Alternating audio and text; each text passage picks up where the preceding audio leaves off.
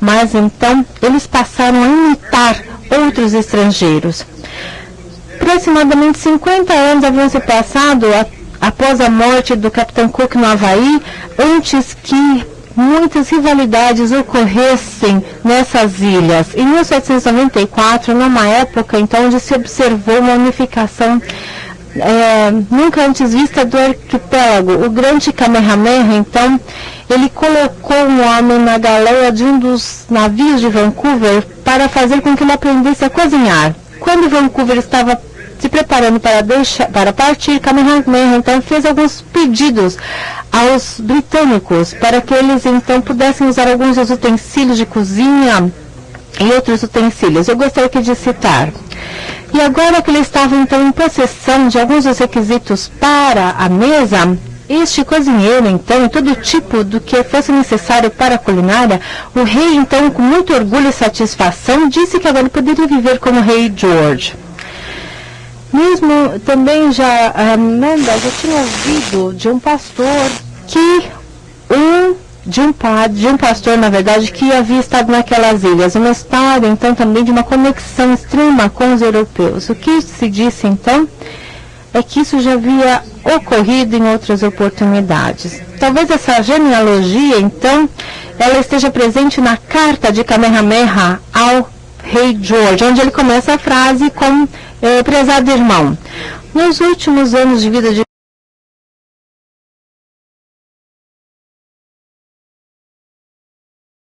também Billy Kalaimoku, que era o primeiro-ministro do reino.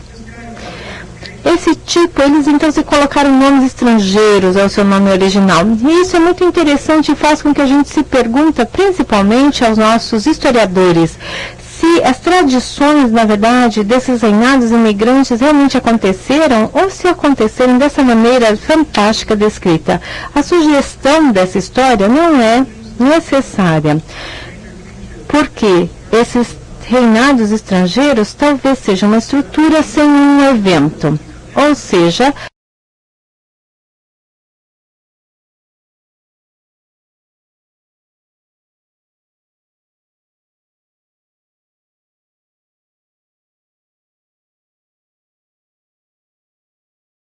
centro e trazendo eles todas essas forças sob o controle humano. Em vez de aumentar a proporção com a distância, esse poder divino é concentrado no Axis Mundi, no coração do reino, onde então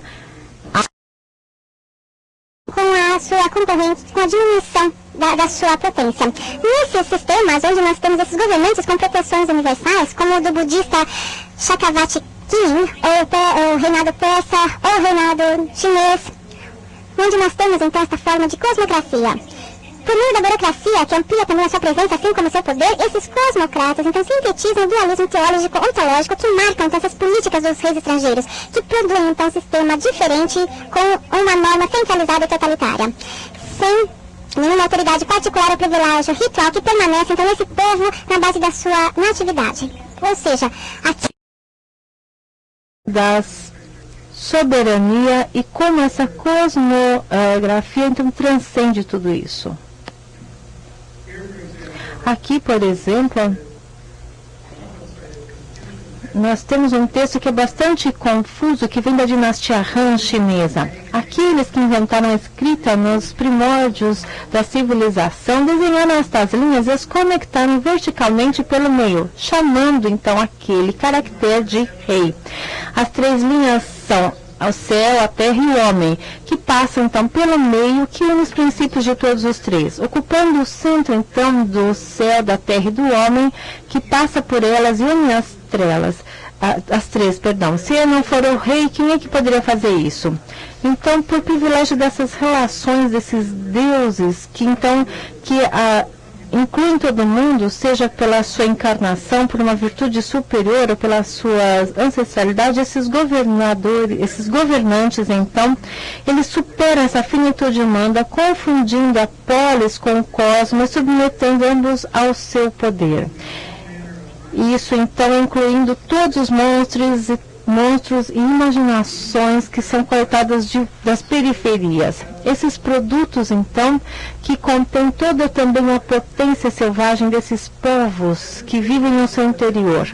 Edward Schaefer observa que o incenso da Ásia, do sudeste da Ásia, por exemplo, que era usado na corte do imperador Tang, marcava a presença do flato real, tão supernatural, respirando essa sua sabedoria supernatural.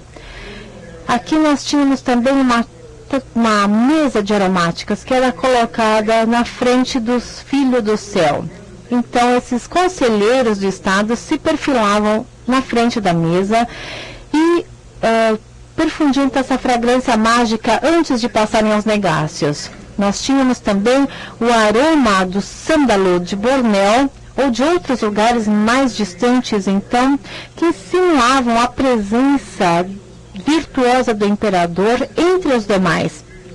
Ou seja, o seu domínio imperial que se disseminava pelo mundo. Então, eles passavam esse incenso que era, então, que representavam o rei, respiravam o incenso e, portanto, poderiam, então, representá-lo e levar aquilo aos demais lugares.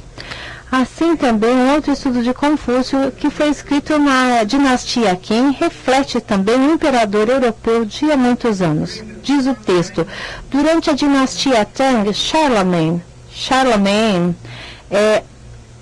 viveu naquela época na China. Então, Charlemagne, um homem muito estudioso e sábio, então, com talentos civis e militares, então tornou-se imperador dos alemães e dos franceses. A sua fama e sua virtude, então, se disseminou, e todos os bárbaros se subjugaram a ele. O texto, então, fala dessa missão civilizadora que é a própria do imperador, e como sua transmissão da sua ordem celestial para todos abaixo do céu por meio da sua sabedoria e virtude. Ou seja, nós temos não só esse poder, mas também criava uma dinâmica da circulação, ou seja, uma dinâmica da constituição cultural. E eu estou dizendo isso porque para a cosmocracia, esse poder que é emanado para fora, juntamente com esses reis estrangeiros. Esse poder político espiritual, então, ele se move para fora como uma força principal e como uma forma de representar a presença do imperador. E também para dentro, a partir dessas periferias bárbaras, pela força de atração do centro imperial. Esta atração, então, usa esses povos periféricos para que eles possam ter contato com esse poder central. Então, novamente, emanando isso para fora.